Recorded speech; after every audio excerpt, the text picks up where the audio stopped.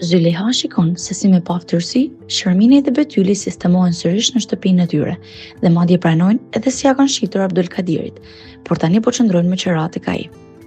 Ajo irritohet ende më shumë sepse tani më e di që vrasësi i Fekeliut është Abdulkadiri, ndaj dhe u betohet të dyjave në nebi se do ta pësojnë.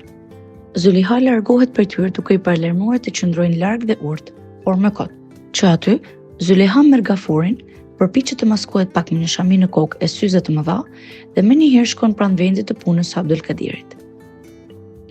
Ajo nuk e shikon gjekundi makinën e Fikretit, që pandeh të gjej, por si për çudi, i del përpara Mehmeti me insistimin e tij që ajo t'i tregojë se përsi është larguar dhe po i shmanget në çdo takim. Ashtu si në çdo herë tjetër, edhe këtë herë Zyleyha i shmanget dhe largohet prej tij pa i dhënë asnjë përgjigje konkrete. Paralelisht, pranë Fikretit shkon Lutfia.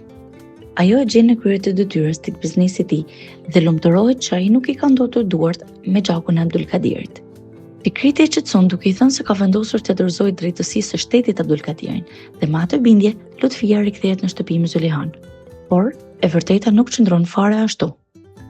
Fikreti në mes të natës arrin të rrëmbejë Abdulkadirin nga shtëpia ku ai qëndron.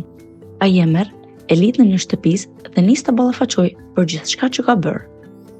Fillimisht, Abdulkadiri i mohon të ketë pasur dish në vdekjen e Fikeliut, por pasi lodhet duke e mohuar më kot, ai e pranon.